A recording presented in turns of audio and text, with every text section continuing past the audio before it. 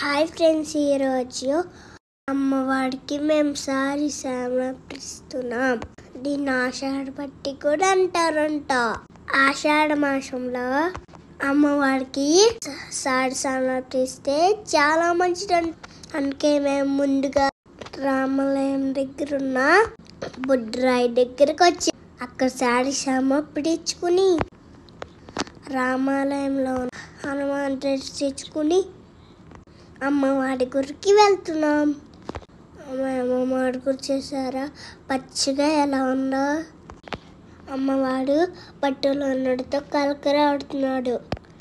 అందరూ చాలా రకాల పిండి వంటలు తీసుకొచ్చాడు.